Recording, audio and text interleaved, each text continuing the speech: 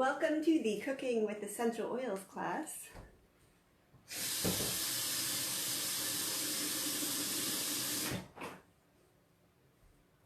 Just filling up my water pitcher here, and I think I'm pretty much ready. Besides that, I'm wondering how much you can actually see of the table. Not very much. I'm gonna just move everything down. Just give me a second.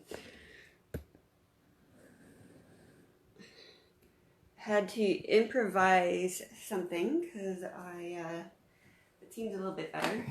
Yeah, that's better. I had tripod issues, so I'm actually using a microphone stand, and it seems to be working. And my head won't be cut off if I'm standing up, so we're good. I'm just gonna get started. So welcome to the cooking class, everyone. I don't know why I've never done this class before. I have a historic food blog that I've had for several years, and I cook. One of my jobs, I cook for a living, why haven't I done a cooking class before? I don't know. I do love cooking with essential oils though.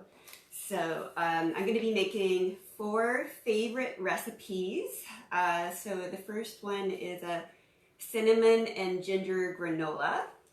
The second one is lemongrass sticky rice, and then a wild orange chocolate bark, and the last one is a doTERRA classic, really easy to make, on guard apples. So I'll just whip those up for you guys, and don't worry about furiously jotting down recipes. I do have a PDF of the recipes that I'll link up after the class, so you can just download it from my Google Drive, and then you'll have the recipes just there. I should start out by talking about doTERRA and their wonderful testing that they have, because not all essential oils that you're going to be purchasing are necessarily food safe to ingest, and that has to do with adulteration and contamination, which is widespread in the essential oil industry. It's not a regulated industry, and so there are some accidental contaminations which happen, and also some on-purpose adulterations with things that you probably don't want to eat. I've been to presentations where it's been estimated by labs that test essential oils across the board. It's estimated that on average about 80% of essential oils are either adulterated or contaminated. Not doTERRA though. They have very stringent testing standards. If you're a doTERRA customer and you have a bottle of essential oil, I think my cat's going to be joining us on the table. Are you coming up? You going to come up? She's thinking about it. Yeah, here she comes. We got her as a stray cat, and she just doesn't understand the not coming up on the table or the counters, and she's one of those cats who she just does what she wants. She's just very happy-go-lucky Clementine, so we've come to accept it, and we just wipe things down a lot. So I did just wipe this table. Hey, you gonna say hi to everyone? Going back to doTERRA's testing standards, they're quite high. If you have a single bottle of doTERRA essential oil, that's just one essential oil, you can go to the website Source to You, and if you look at the bottom, next to the expiry date, you'll see on the bottom there's a batch number, and on source2you.com, you'll see in the top left right corner where it says enter batch ID or something similar. Type in that number, hit enter, and you'll actually be able from there, the next page, you'll be able to click on a PDF and you look at a scan of the lab report that's been done by a third-party lab, testing that bottle of essential oil to list the top 50 or so chemical constituents in it, and it will actually be authorized to be purely, in this case, lemongrass essential oil. That's what I have in my hand. So yeah, check out source2u.com and have a look at some of those testing reports up there. So doTERRA is not every essential oil company, let's just say. They have very high standards for purity and testing.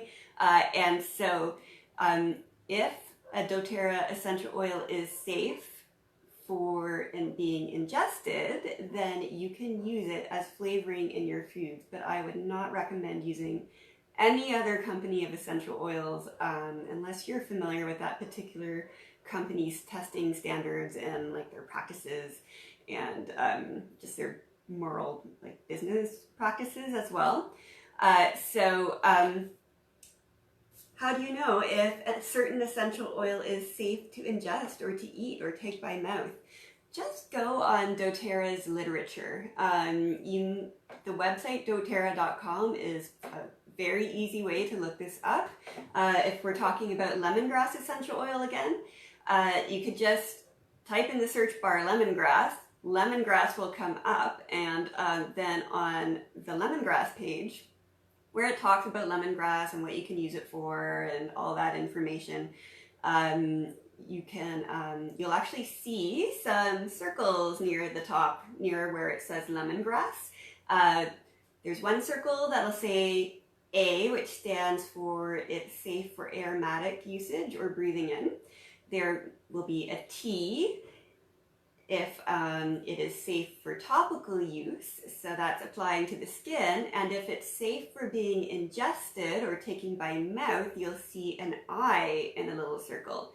So I think pretty much every essential oil is safe for aromatic usage, and I think they're all safe for topical usage as well. But you won't find an I next to all the essential oils that doTERRA has. So that's definitely something that you want to check out before you start adding essential oils to your recipes. If you're kind of going rogue, doTERRA.com has an amazing blog with a lot of food recipes actually. So this is a great place to start. I often post essential oil food recipes here in this group. So if you're wondering, oh, what about a salad dressing recipe or a pancake recipe? If you just search for those things in this Facebook group, the recipes I've posted through the year should come up and you should have a little bank of them. Let's say you have a favorite brownie recipe and you want to add peppermint essential oil, but you're not really sure how much to add. I'd start with 1 drop. You can always taste test, or if there's like, you don't want to taste test, the next time you make the recipe, if you found that 1 drop wasn't enough, you can always add 2. You can always add more. It's difficult to remove an essential oil. Let's say you want a tiny amount of essential oil, meaning less than 1 drop. A cool tip is to just grab a toothpick. And in the top of the essential oil, there's like a little orifice reducer with a little hole in the center, which is how you get drop sizes thanks to this hole. So all you need to do in this case is dip the toothpick in, pull it out, and then swish it around in your food. And so that way you're getting less than a drop of essential oil. So if you're concerned that a drop is too much, do a toothpick, swish it in, do another toothpick. I mean, don't dip the same end. Grab another toothpick or do the other end if it's not enough, and then you can get the right amount of flavoring that way. When might you want to use essential oils in your cooking? I am a traditionalist. I love using herbs and spices and citrus in my recipes, but I can think of a short list of times where it's advantageous actually to use essential oils over those more traditional, I guess, home style ingredients. First of all, if I don't have that certain flavor, so I'm making lemongrass sticky rice.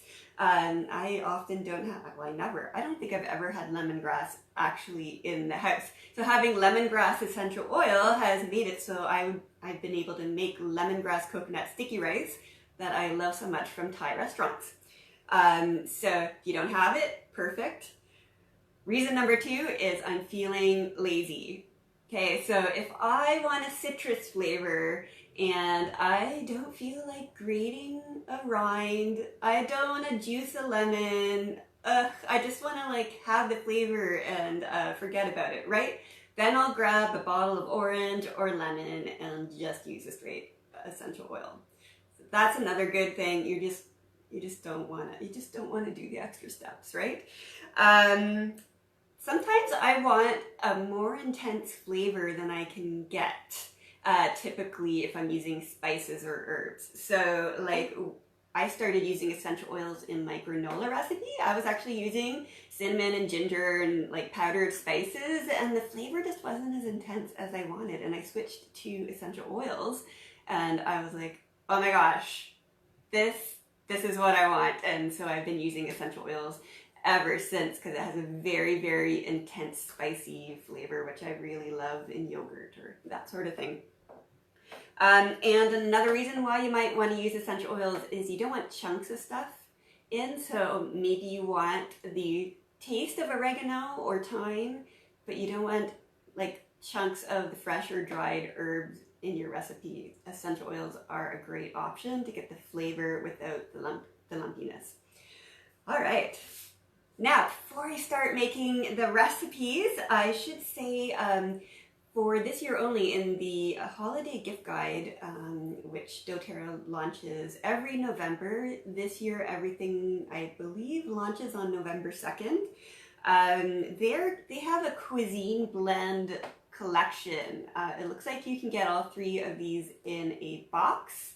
I don't know exactly what is in each of these essential oil blends, but there's three of them. There's tropical, there's Italian, and there's a Mexican blend as well. So that's something I'm maybe anticipating is going to sell out fast, although you never know. Often there's select items in the holiday guide that just, they're gone within like a day or two. I'm guessing maybe these cuisine blends might be one of them. So if I piqued your interest, I wouldn't wait until like November 5th to try to buy it. I'd try to get it right away if you're interested. I am intrigued. I think I might pick some of this up. I think I might get myself one. So now I'm going to make the recipes. So I'm going to start with the granola first. I actually forgot to preheat my oven, but it's all preheated here. I'm going to start with the granola, and I have my 2 cookie sheets here. They're well-loved, well-used cookie sheets, and since I've done this before, I know that these 2 cookie sheets hold 5 cups. So that's the amount that I'm going with. I do have a PDF that I'll post afterwards of all the recipes. You don't have to jot it down. Preheated. But this granola recipe is actually something that I typically sort of eyeball. So I didn't want to send out a recipe to you guys when I wasn't quite sure if I had the right amount. So I'm going to start by melting my coconut oil. There we go. And the amount is half a cup. Or at least I'm going to start with half a cup. And then I will see if that is enough.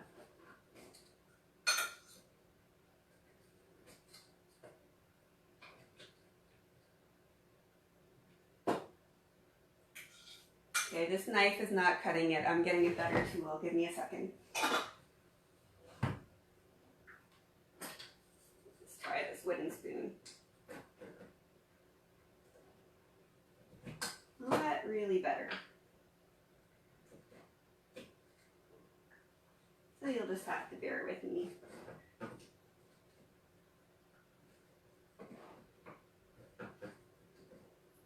So basically for this recipe, I like with granola, I like making my oatmeal And then for all the dried fruits and nuts and seeds and things that people like to add to their granola, I like to add it, you know, a la carte afterwards when I'm kind of putting everything together.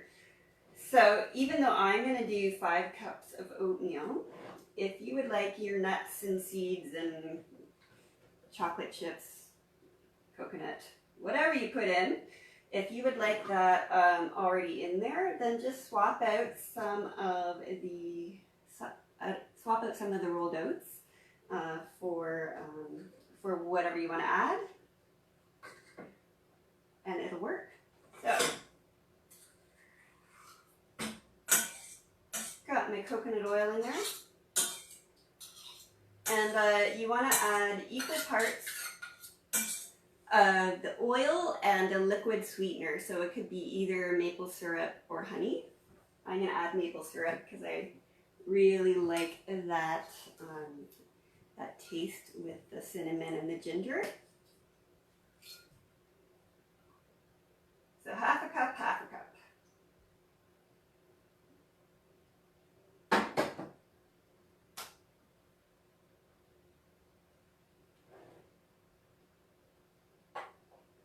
And actually, I'm just going to wait a bit until all of the coconut oil is melted before I add everything together.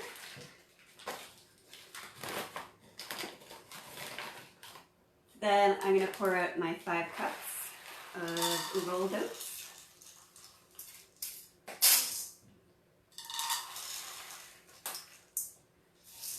And you can put 5 cups total of whatever you want. It doesn't have to be all rolled oats.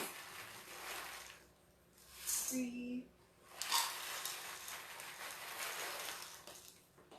4. It's all melted. I'll just put my 5th cup in.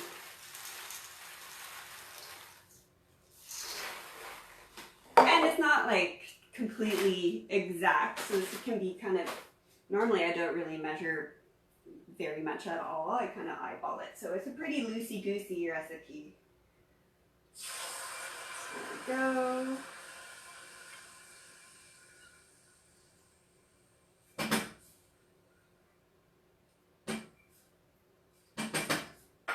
And now I'm going to add my cinnamon and my ginger.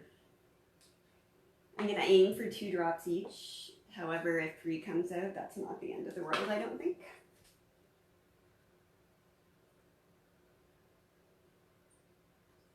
Yeah, I got 3 of ginger. Let's see how the cinnamon goes.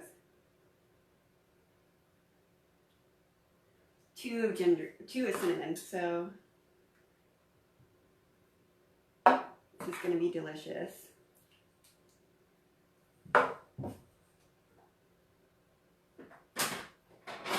Okay, then just stir it up. They'll slowly and gradually add it to the oats, stirring it.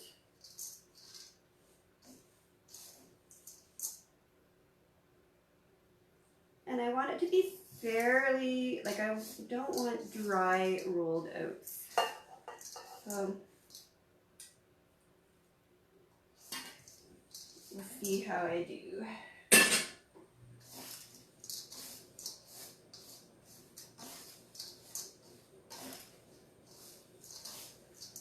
Actually, I think I might be good.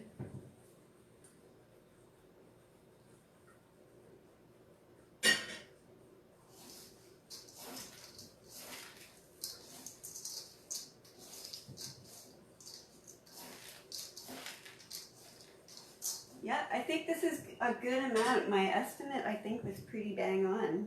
Pretty spot on.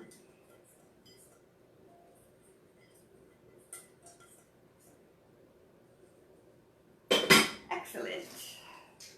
So now I'll just give it a really good stir.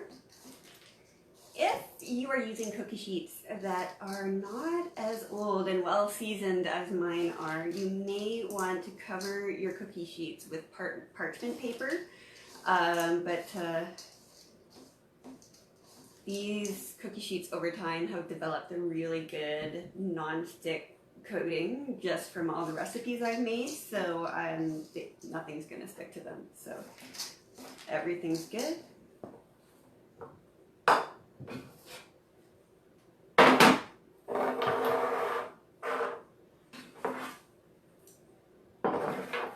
And now all I'm gonna do is sort of divide it up so I have a thin, even layer over both cookie sheets.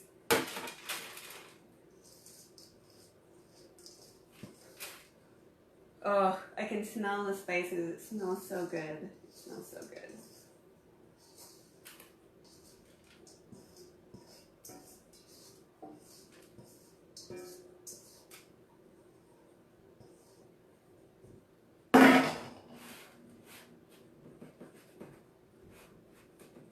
Now I have my oven preheated to about 300, and it should take 20-25 minutes or so at that temperature, and usually about like every 10 minutes or so I will open it up and stir everything.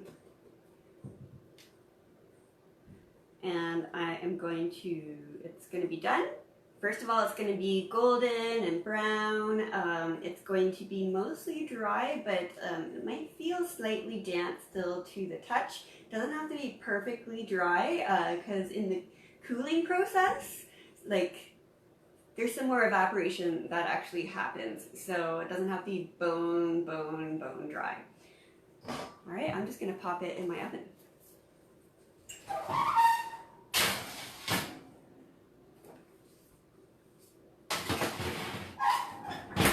And when it's done, I just put it in like mason jars on my counter, and then throw it in my yogurt and whatever else I want to use it for. All right, next let's switch gears to Thailand, sort of. We're gonna make our lemongrass coconut sticky rice next.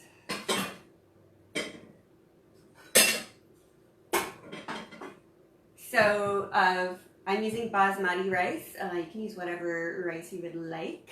Basmati or jasmine would be really good. Sort of like a finer, thinner rice. So you want to use twice as much liquid as rice. So I have 2 cups of basmati rice that I've already rinsed here.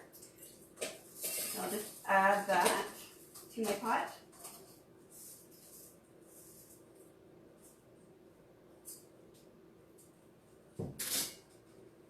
Then I'm going to add some coconut milk. So this is full fat coconut milk. It's the type that you normally, how do I open this? You normally get in a can, but this one is coming in a Tetra Pak. Same thing. All right.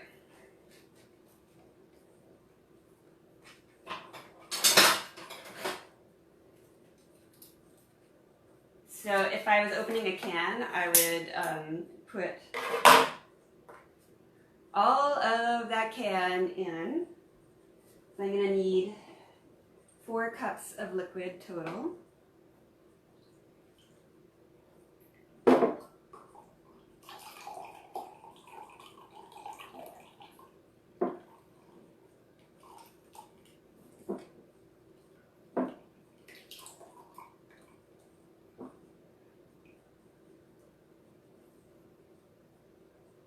Ooh, this is quite thick.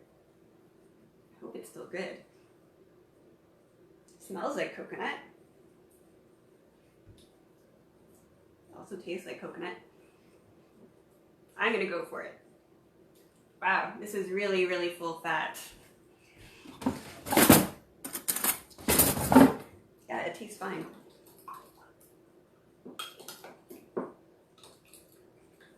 So this is gonna be a really decadent coconut rice, I guess.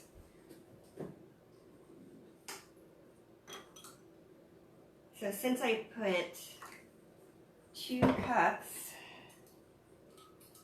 of the rice, I'm going to put 4 cups of liquid total.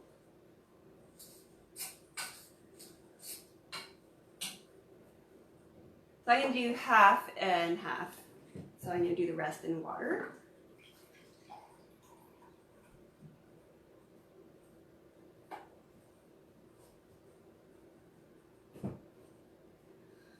And then I want to add a couple of drops of lemongrass essential oil as well.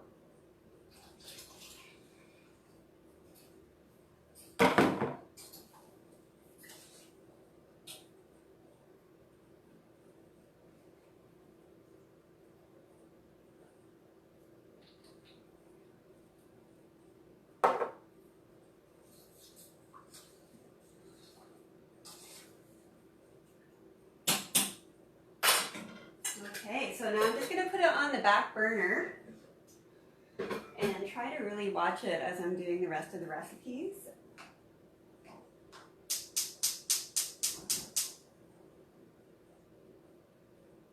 I hope that it doesn't overflow.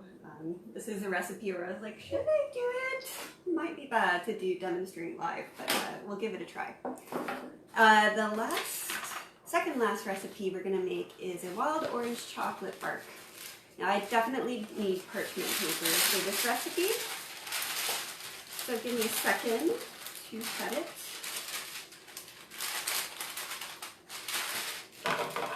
Right there.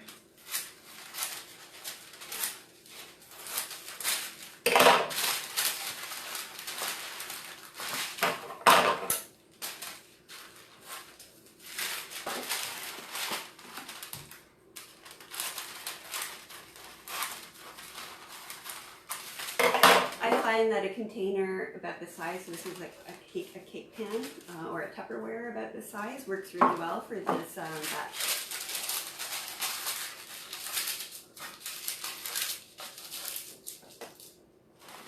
There. This chocolate bark actually uses a lot of the same ingredients as the granola actually. So a third of a cup of coconut oil, a quarter of a cup of maple syrup, and 3/4 of a cup of raw cacao powder, which you melt together in a pot. So, since it's virtually the same ingredients, I'm going to actually use the same pot as I use for the granola.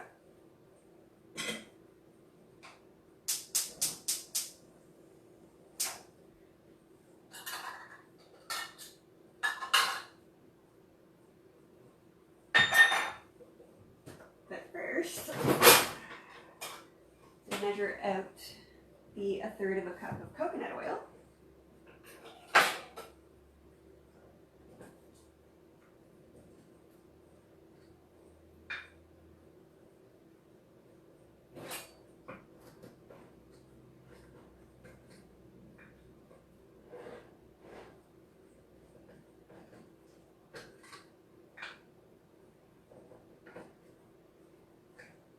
This chocolate bark, you could add a whole variety of essential oils. You could add ginger or cinnamon.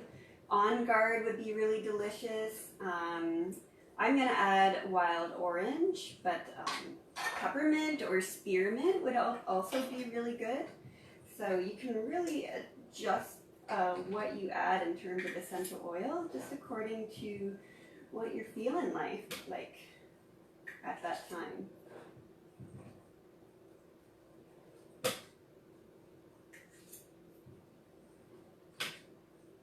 I think I'm almost there.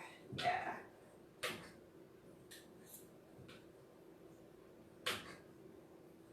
Okay.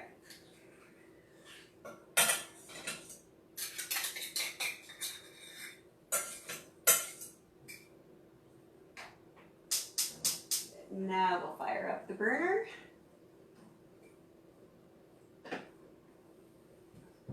Just get all the rest of the coconut oil in there.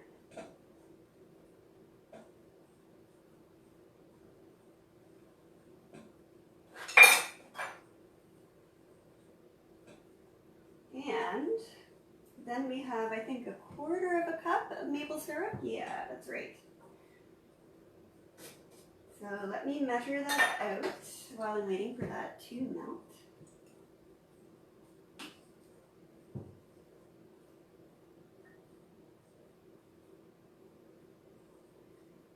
And the last ingredient that's going to go into this pot is raw cacao powder. If you don't have this, you could also use cocoa powder. This is just a little bit less refined and healthier for you.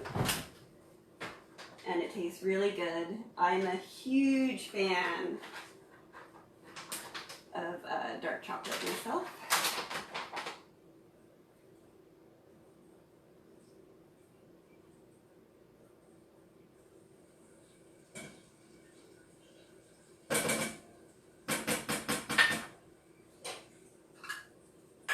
So 3/4 of a cup.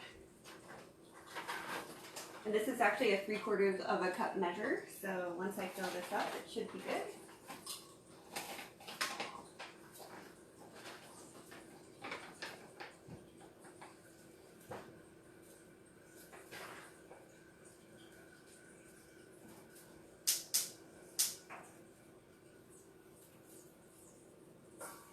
And I'll add it a little bit at a time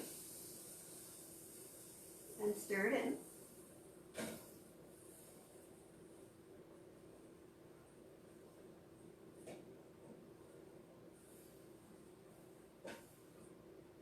This recipe has a really intense dark chocolate flavor, so it may not be for everyone.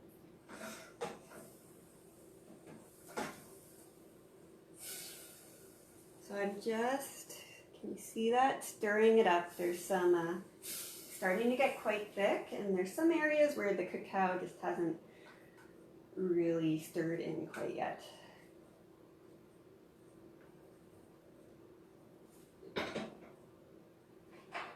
Just gonna give my rice a stir.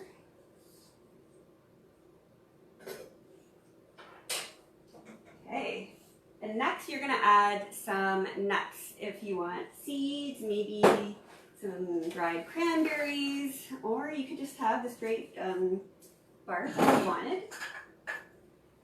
So for the nuts, I'm gonna add 1/4 cup of just chopped almonds.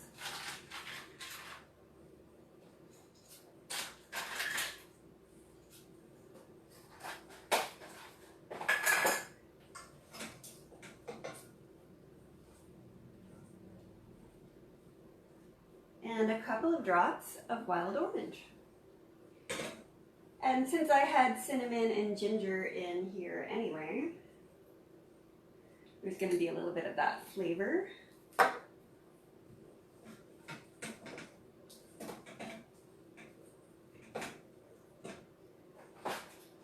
Since there's not very many almonds left, I'm actually going to throw them all in. I think it will be good. There we go.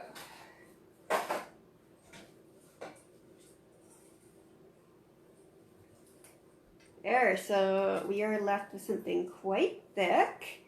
And so now what I'm going to do is put it in a pan and put it in the fridge for a few hours, or if I need it sooner, I can put it in the freezer for about an hour. And you just break it up into chunks, and then you can eat it. It's really good.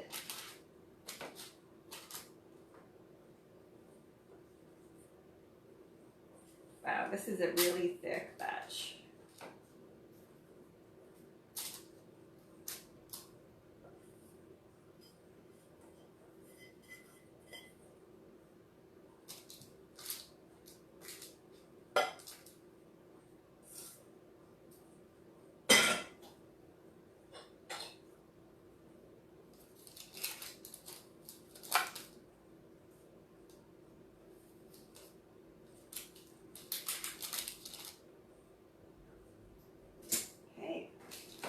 And this is what we're left with. So I think it's about time that I check my granola and give it a stir. And then we'll make the on guard apples, and we've made all the recipes.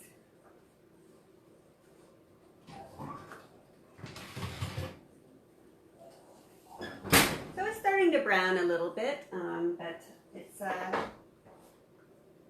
still quite damp.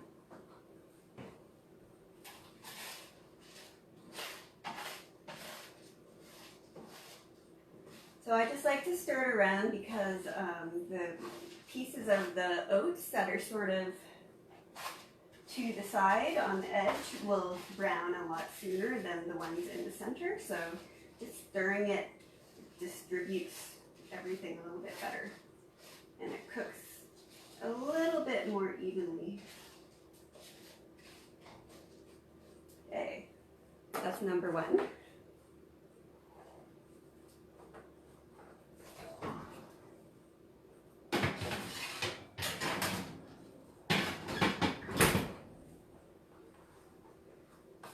Yeah, some of these pieces are actually browning a lot faster than the other ones on the other cookie sheet.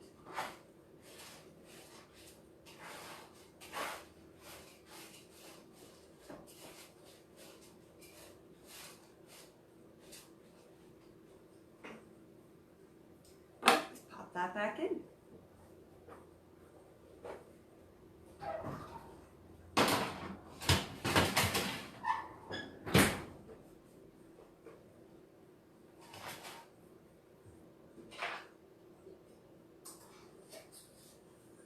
Just keep it, oh, the lemongrass smells so good. I'm just keeping an eye on the rice, giving it a stir, and I don't want it to overflow.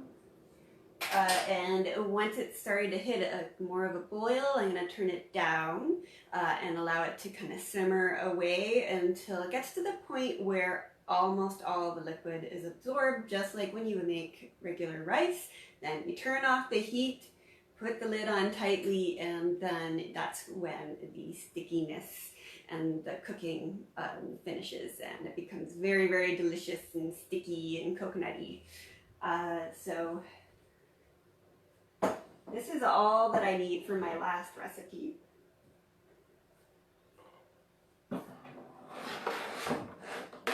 Basically an apple, a knife, a container of some sort, on guard in water. It's very simple. Just going to turn this down a little bit. So on guard apples are fantastic. This is a great way to send sliced apples to school or to work, or bring them to a picnic or a potluck, because wild orange actually, or the on guard actually slows down the browning in the apples. So you also get really delicious sort of pumpkin spice orange flavor as well to the apples, which are really tasty. And when you're eating that, you're actually giving yourself a little immune boost, because the On Guard gets into your body, and then it helps to fight any germs that your immune system is fighting, kind of as backup for your immune system as well. So it's delicious, it's good for your health, and your apples don't go brown. So I'm just going to slice up one apple because, I mean, you don't need to sit here and watch me slice up apples. That's boring.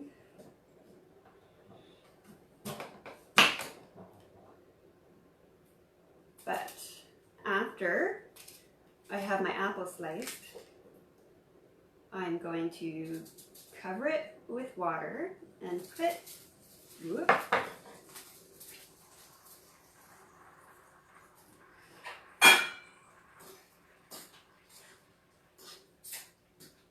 I caught it just in time.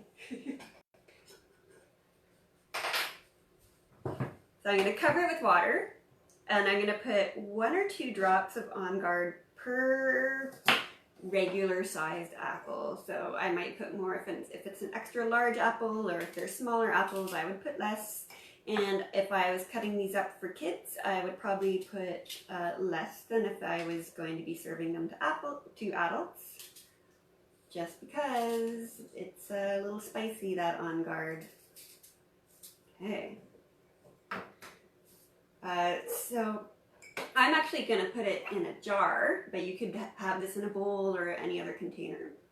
I'm just going to keep it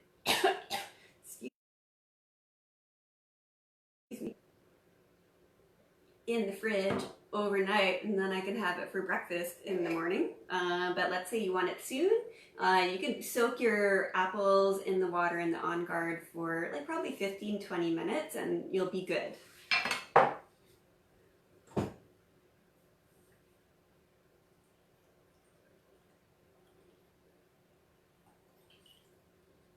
The advantage of using a jar though is once you add your On Guard, you can give a good shake to really distribute everything.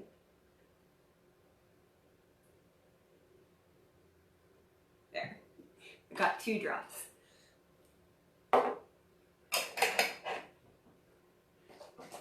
There we go. I'm going to pop this in my fridge. I'm going to pop chocolate bark in my fridge, and I'm going to keep watching that lemongrass coconut sticky rice. Keep stirring my granola, and tomorrow morning I'll probably have yogurt and granola and On Guard apples for breakfast. And I got a snack all ready to go and part of tomorrow's dinner. So I haven't actually seen any comments during this video. However, quite often I log off and I see the comments afterwards. So if anyone has commented during this video, I'll just answer in text after. But I hope you enjoyed this little demonstration, and I think this is something I'm gonna have to do a little bit more often, is share how I'm cooking with essential oils. Let me know if you've enjoyed this, and it's something that I might do regularly, you know, make use of my skills and share a little bit of what I do with essential oils that is maybe a little bit more unique to me. Yeah, so I hope you enjoyed it, and we'll see you next time. Bye!